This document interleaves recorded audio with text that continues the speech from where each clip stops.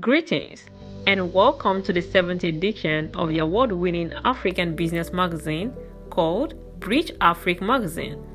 The 7th edition is made up of juicy, interesting, and educative information. Now, where do we start from? Let's start from the opinion about the 7th edition from the CEO and publisher of the Bridge Africa magazine, Mr. Kolawole Michael.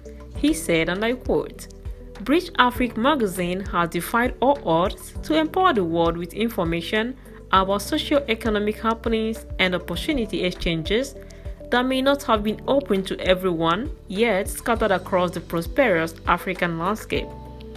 In this edition, we have some unique and tangling stories that will keep you glued from the first page to the last. Our cover feature on Rwanda, an avant-garde developmental footprint by President Paul Kagame, speaks volume to a new normal in new leadership, with tangible results for his people and the African continent."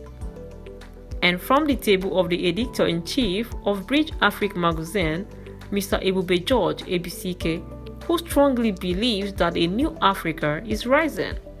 According to him, the 7th edition of Bridge Africa magazine is full of inspiring and intriguing articles to whet our appetites in a post-COVID-19 world of the new normal. The magazine featured the Nigerian ambassador to China, Ambassador Chimezie Okoma-Ogo, who gave insight on established relationship and diplomacy and how these relationships can be sustained. Conclusively, the upcoming Ghana Gold Expo was discussed. You wonder what Ghana Gold Expo is all about. It is a gathering of who and who is in the gold industry worldwide in the West African region. President of Ghana, President Nana Akufo-Addo, will be there live and direct to showcase Ghana's new position as Africa's #1 mining destination alongside his league of capable men in governance. Bridge Africa is made up of a editorial team from countries all over the world: UK, China, Canada, Nigeria, US, Ghana, Egypt, Botswana, South Africa, Tanzania, Madagascar, Kenya, Ethiopia, and from other African countries. You might need to get a copy to know them better. Bridge Africa is filled with interesting content which includes investment opportunities in Rwanda, information about different companies in China that you might need, Ethiopia and Rwanda relationship, African Union, tourist attraction center outside China, entrepreneurship and branding, etc. But before we go into details, let us take a 5-minute break. I'll be right back.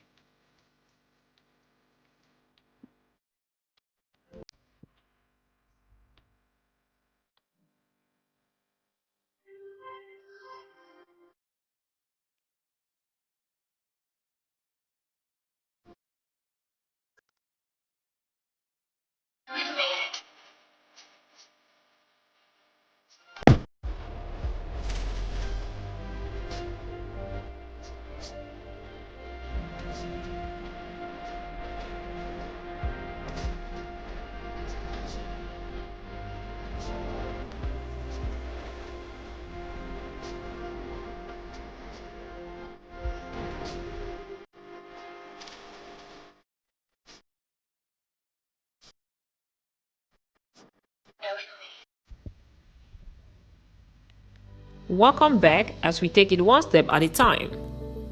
Rwanda and Ziza's need for democratic middle ground. Hayek, who is the author of one of the best-selling books in 1940s titled Road to Serfdom, pointed out that if government plans or regulates the economy as much as intellectuals and politicians are demanding, the government must also regiment citizens and strip them of their cherished freedom. This quote by Hayek was taken out of context and portrayed as Hayek supporting tyranny and socialism. His actual point is rather worse. The more intent government is on socializing an economy and regulating it in creditors, the greater are the number of individual freedoms that must and naturally be crushed in the process. When news broke several weeks ago with the portrayal of the hero in the Hollywood movie about the Rwandan genocide being charged with terrorism, murder, and other related crimes, it certainly caught global attention. The protagonist is Paul Rusesabagina, declined to enter any place in court. his legal team vehemently denied the charges against him. Note that Mr. Rusesabagina is 66 years old, and the Rwandan officials emphasized he was arrested under an international warrant for leading the terrorist movement. Many wonder why he had become an interesting figure for arrest at this time. It is not news that Ms. Rusesabagina's name featured recently in a terrorism case in Rwanda, given the court had had allegations about the political party MRCD. Ms. Rusesabagina's lead have an alleged militant arm known as the National Liberation Front rebel group. This group are also allegedly said to have received help from Zambia's president Edgar Lungu because of his closeness with the Rwandan opposition leader. But Mr. Lungu denied the allegation in a BBC interview. The group is accused of staging several attacks on Rwanda. The opposition leader Mr. Rusesabagina was brought in the court under heavy security in Kigali, which is Rwanda's capital. Mr. Rusesabagina, fierce critic of President Paul Kagame, is perceived by the current administration in power as political propaganda. On the other hand, Ms. Rusesabagina, who is a dual citizenship of Belgium and US, denied and claimed the accusation on him is just a smear campaign by the Paul Kagame group. Mr. Paul Kagame equally maintained a stand of guarding the Rwanda Nziza golden fleece and trying to prevent a return of ethnic hatred and genocidal temperament. Over to an exclusive interview section with Rwandan ambassador to China, Ambassador James Kimonyo. In his interview, he told the true story of Rwanda from a model African perspective. Ambassador James Kimonyo believes what makes a Rwanda story impressive is that they've gone through a lot, but we're still able to come together to build an effective and competitive state. His story includes decolonization by Belgium, genocide, politics, bilateral relationships, investment in Africa, and diplomacy. He also gave his opinion on South Africa xenophobic attacks and didn't forget to make it known that Rwanda is open for all Africans at any time with visa on arrival. Rwanda, with one of the fast-growing economies and attractive location for investment, welcomes business investors who are ready to abide by the law of the country. The areas of investment encouraged for foreigners are tourism, which includes building of hotels, partnership with Kigali Cultural Village and Kivu Belt projects. Pharmaceuticals. There are opportunities to produce generics of brand name products and establish private-public partnership with the government. Mining opportunities, ICT, finance and banking, agriculture, real estate and construction, textiles and leather. Reach out to the email of the business manager on the 7th edition of the Bridge Africa magazine for more information on how to begin the journey of being an investor in Rwanda. Now, let's go for a commercial break. Welcome back. Femi Oguniyi from Nigeria described Rwanda as the pride of Africa. In his words, Rwanda is a country of more than 12 million citizens speaking Rwanda, French, English, and Swahili. Politically, some critics have often referred to Rwanda as a country headed by a benevolent dictator. However, many believe that the long reign of President Paul Kagame has created stability in the politics, particularly with regards to reuniting the nation after the war. He went further to say that it can be translated to steady and reflective economic growth, as evident in the improvement of the socio-economic lifestyle of the citizens. In 2020 alone, Rwanda was pointed as the second country in East Africa with the fastest growing economy, closely following Ethiopia, both in the East African region. Rwanda's membership in the Eastern African Community has greatly impacted positively on her economy. Talking about Rwanda being the pride of Africa, we say congratulations to a son of Rwanda, Emile Niringiyimana, who is currently a PhD student in North China Electric Power University in Beijing City.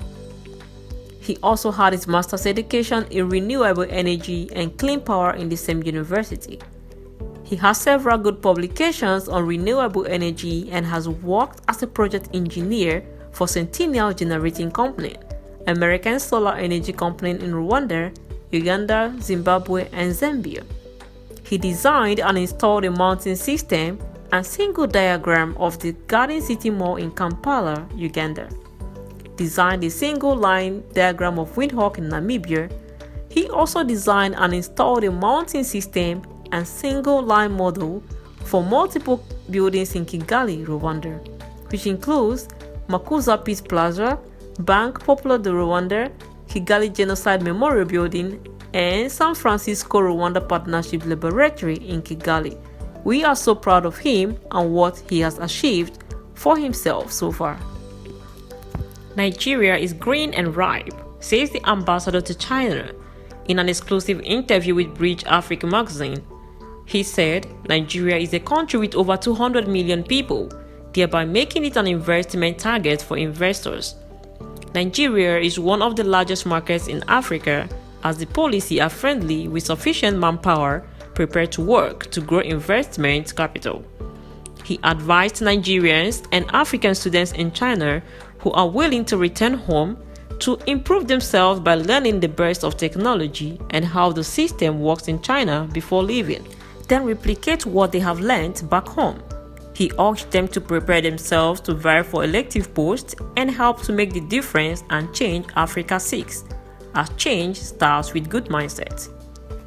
Let's talk about the famous foreigners lawyer, Jo Min Min, whose English name is Maggie. Maggie is an award recipient of the Foreign Talent 2001.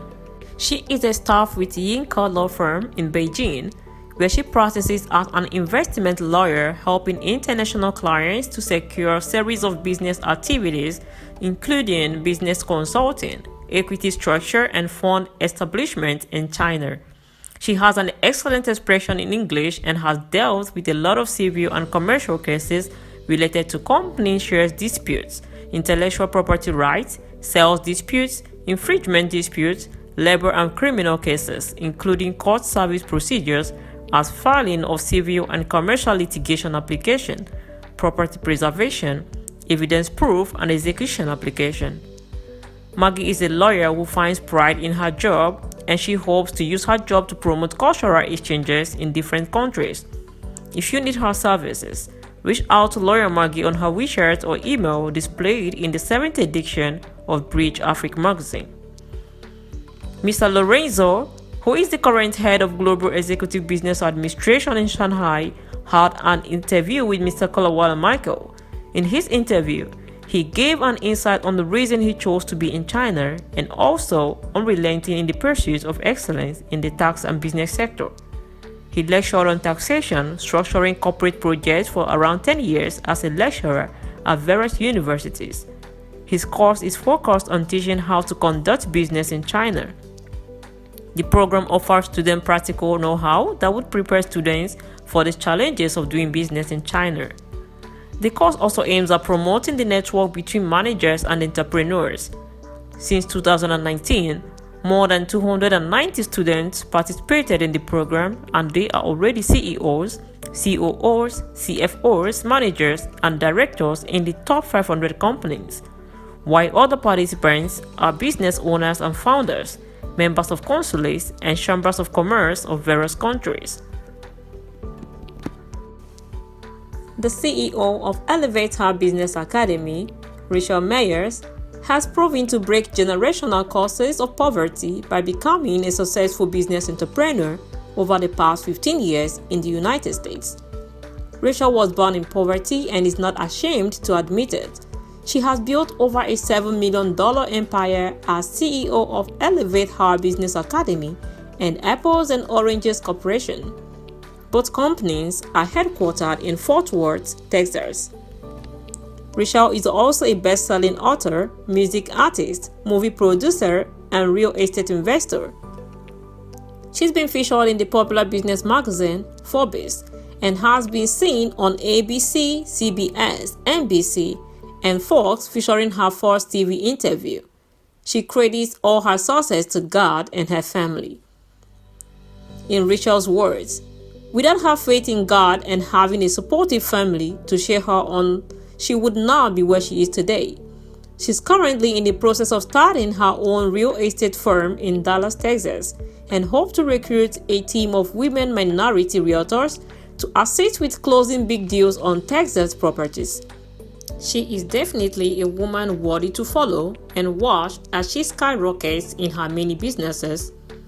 Rachel's advice to women is to never give up and be absolutely ruthless about breaking barriers. She also believed that giving more and accepting less is the key to fulfillment, and if she had to choose between being rich and poor, she would definitely pick richness as it keeps someone in a good place to be able to help others. She urged people to always remember where they come from because it helps to keep them humble. Rachel is married with children and would love to make a difference in the lives of others. It is China's interest to work with a Nigeria committed to sincere development, said by Njoko Sentujeri, who is the Secretary General, China Arab and African Business Union Council, Nigeria branch. He is also the Minister of Information and Media, Southwest Africa Forum. According to Njoko Sentujeri, the prosperity of the country is the well-being of its people. From the coastal city of Lagos, extended to Ogun State industrial hubs in Abara, Sango, Ota, and surrounding environs, to the sprawling markets of furniture, bustling city of artisans and traders in Aba, thriving with small and medium enterprise operators, extended to Port Harcourt en route to the north commercial city of Kano and the serene city of Abuja. One can only imagine the wonders Nigeria will portray when its leaders choose to show sincere commitment to the fortunes these cities harbor in terms of agile young population, location, trade, and industry. As a diaspora leader who witnessed the making of the new China and with experience on the China-African relations spanning over a decade, China's success in moving over 75% of its people and region away from underdevelopment and poverty could be replicated here in Nigeria, as the Nigerian cities all bore stark similarities of China in the late 80s and 90s. We cannot continue to sing the song of infrastructural decay, neglect and poverty here in Nigeria because these are all man-made deficiencies.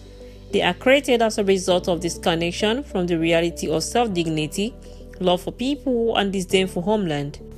The Chinese Consul General in Lagos made a recent remark and restated that China has made it clear that they try for more visible and substantive progress in the well-rounded development of individuals and common prosperity of the entire population. Nobody needs a seer to interpret statements like this for the average Nigerian ruler, from presidency down to the local council chairman. The prosperity of the country is the well-being of its people, and that is the Chinese-oriented socio-economic development. What does common prosperity mean, and what significance does this have for Africa? He went further to ask, as a one-time Nigerian resident in China and watching China grow from the rubble, from the rural community to the urban, turning former swamps in the southern city of Shenzhen into top-notch high-tech city, turning one-time rustic town of Guangzhou to a mega trade hub, and industrializing entire nearby laid-back towns of Dongguan, Foshan, Zhuhai into trade ports, taking advantage of its exposure to coastal boundaries. Common prosperity will mean translating opportunities that these towns harbor into industry, creating employment and building infrastructure to sustain the prosperity that comes with these ideas. Having experimented this idea successfully across the 31 provinces of China, including Beijing, Tianjin, Chongqing, and Shanghai, which are the only 4 municipalities directly under the control of the central government, while the rest independently pursues competitive development, China decided to expand its wealth creation capacity to Africa as a friend in need. This is where China's interest to cooperate with Nigeria and pursue common goal of development that is people-oriented has become paramount. Now the question is, how sincere is Nigeria rulers to make this happen irrespective of political, tribal, and ethnic differences, beginning from the top to the bottom? The city of Aba in southeast Abia State is a classic example of such disconnection between the rulers and the people, followed by Ogun State, despite its affinity to Lagos. Industrial regions as Abara, Ota, etc. continue to pose a threat to any meaningful development and quite remote from creating any sign of prosperity for the indigenes that lives in this region. China did not focus on enriching its rulers first and making them lords and emperors to the ordinary Chinese citizens. It started with a doctrine of win-win conditions between its leaders and the people, the farmers, the artisans, low-income earners.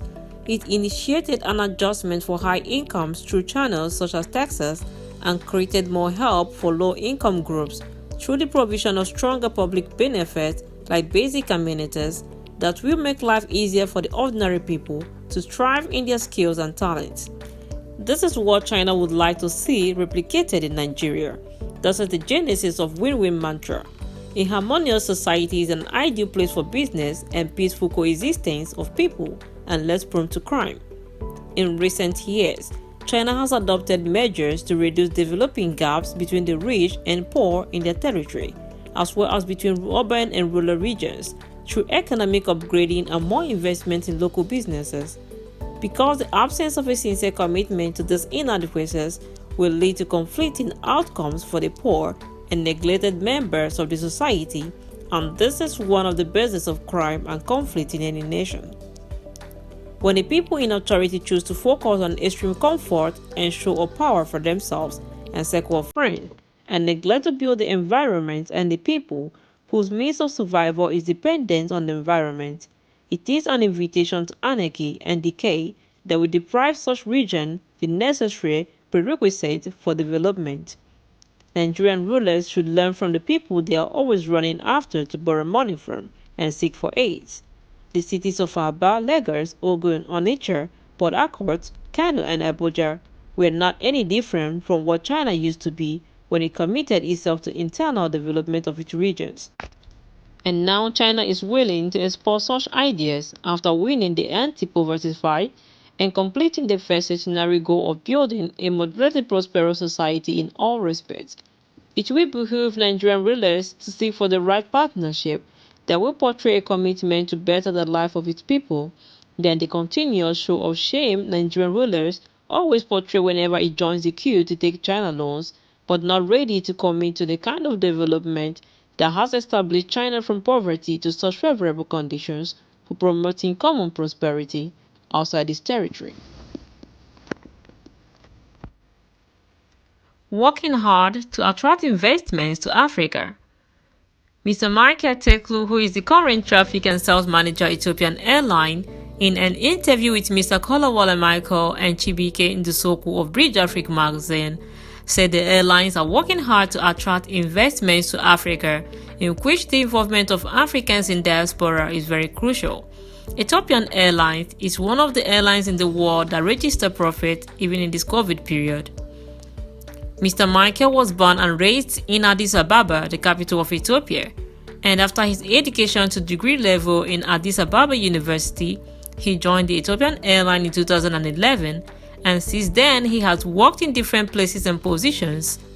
He is now the supervisor in cargo operations and also a manager who is managing night shift operations. Ethiopian Airline was established in April 1945. It started operations on April 8, 1945.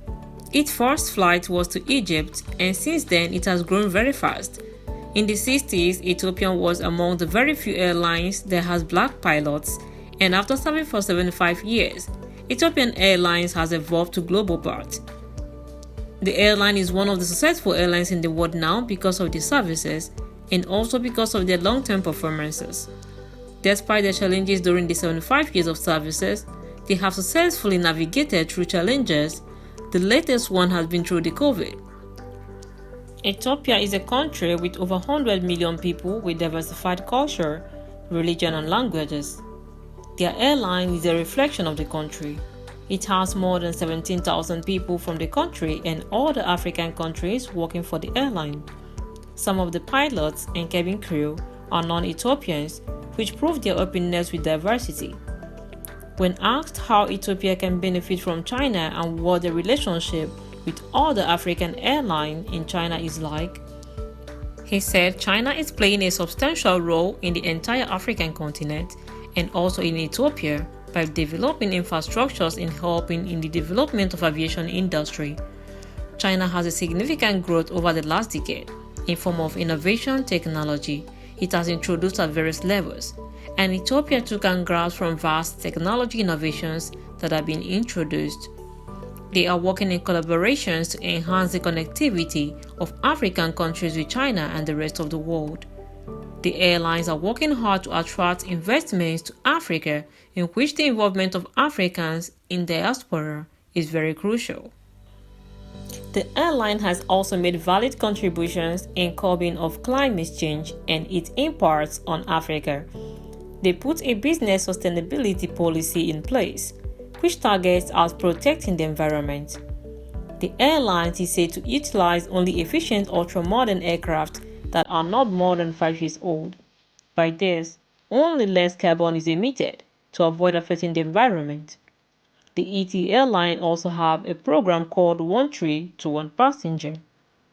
This program targets green environment, whereby the airline plants 20 million trees anytime they transport 20 million passengers in a year. This amazing activity is carried out in Addis Ababa with the staffs and other volunteers. Sometimes they involve passengers who shows interest in the initiatives. Ethiopian Airlines has contributed in the increase in rate of employment as well as GDP of the country. They are the largest employer in Ethiopia, which plays a vital role in the development of the country as a whole. The airline is also one of the major sources of Ethiopia's foreign currency. When asked if there are programs of students that studied abroad and wish to join the aviation industry, Mr. Michael Teklu clearly stated that ET Airline opens the door for everyone and as well gives equal opportunity as far as interest was shown. The airline also has the biggest aviation training center and would welcome those interested in aviation industry. Ethiopian Airlines flies to more than 60 countries and to 127 destinations around the world. This is opportunity for all Africans to move around. It's also opportunity for African products to be exported to the entire world. The ET airline contributed to the transportation of agricultural products through the cargo and even live animals and fish to the world from Africa to places like Europe, Asia, and others. While they transport electronics from here to Africa as well, they are trying to help the entire process continue in this regard. Mr. Michael Teklu finally went further to applaud the Bridge Africa magazine for promoting Africa to the Chinese community and the entire world. He urged them to keep up the good work and pledged their support for the Bridge Africa magazine team and the entire Africans in diaspora. Now let's take 3 minutes for commercial break. We will be right back. Welcome back. Nigerian celebrated pharmacologist Issa Odidi sets up pharmaceutical plants in China. With over 100 issued and pending patents in the USA, Canada, and other international jurisdictions, Professor Issa Odidi is globally recognized as a prolific inventor in pharmaceutics and pharmaceutical technology.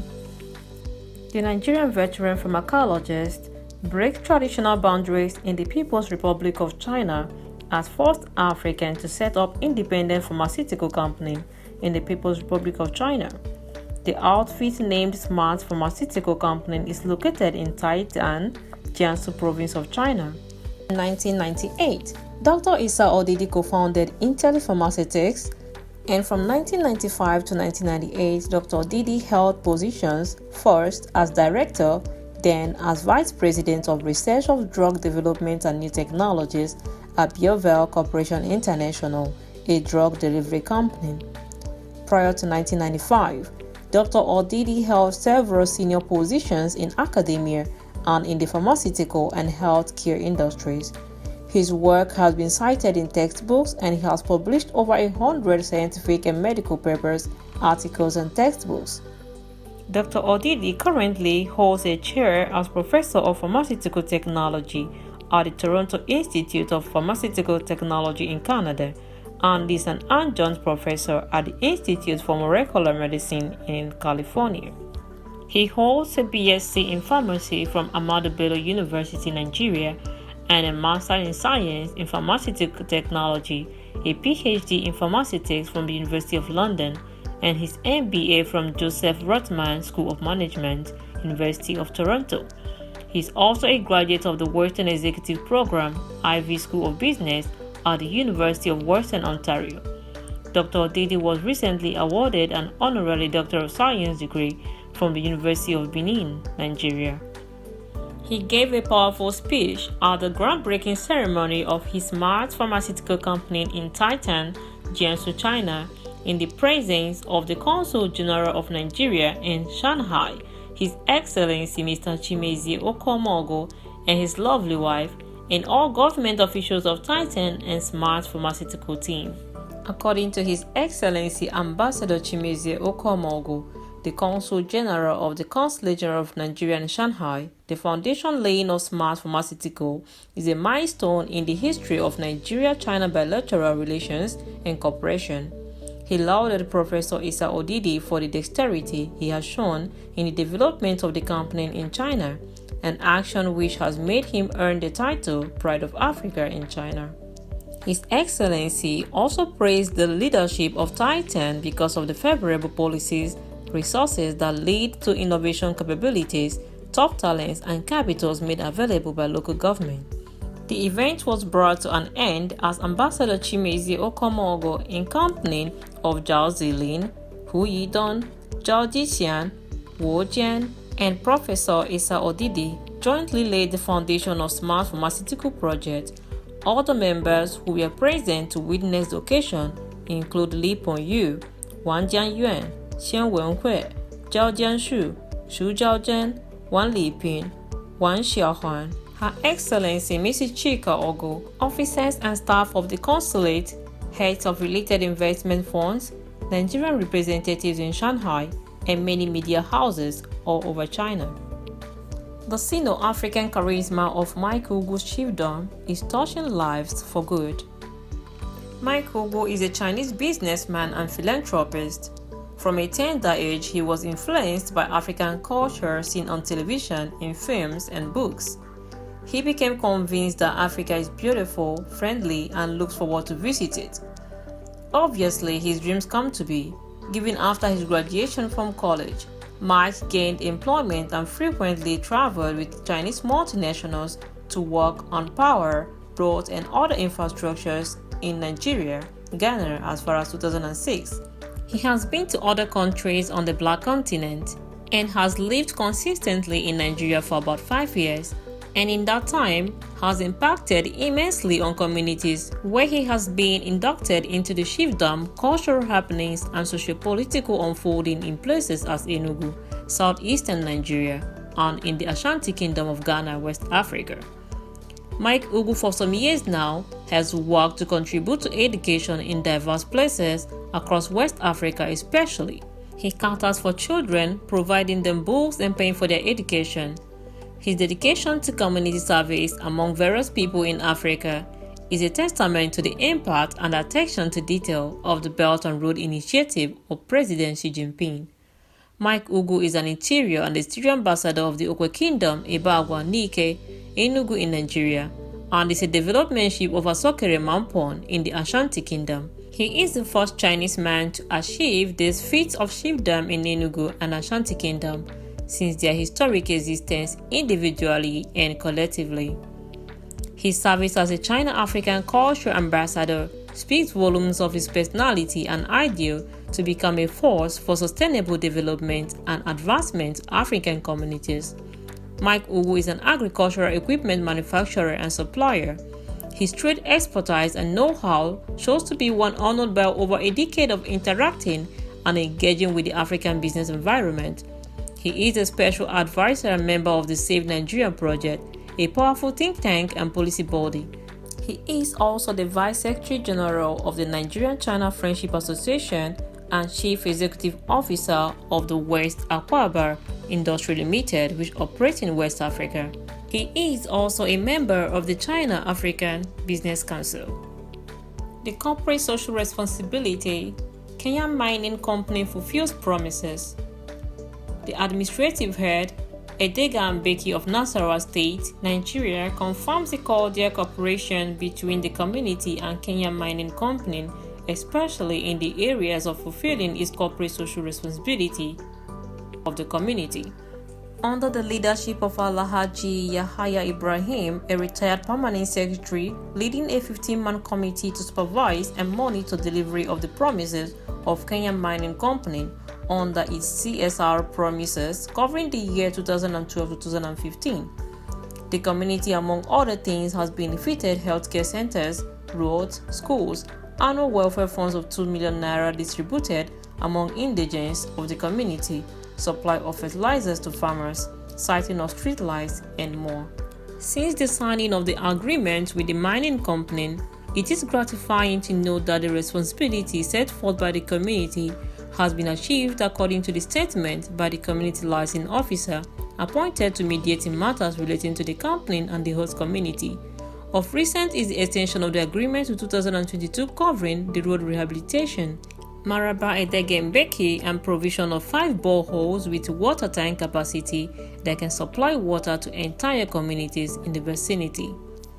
Recently, the Nasarawa State Governor Engineer Abdullahi Sule commissioned a 10-bed ward in addition to healthcare facility built by the Kenyan Mining Company at the Edegembeki Primary Healthcare Center, which according to the governor will help curb the high infant mortality rate in the community. The company has not ceased to show gratitude for the hospitality it has enjoyed in the host community, where it has operated peacefully for the past 10 years, recording immense success in the mining industry. In appreciation of the company's goodwill and magnanimity, the community leaders in company of his sons and daughters gathered at the palace of Asu Ajiri and bestowed chieftaincy titles on 6 sons of the community and the executives of the Kenyan Mining Company, among whom is Chinese national Mr. Jimmy Aiton, who is the chief head of the company. Mr. Aiton was honored as the Sekiri Chinese chief of Edege Kingdom. In response, he thanked the community for their warm reception and traditional hospitality, which Nigerians are known for, and pledged to continue to support the welfare of the community for a harmonious working environment.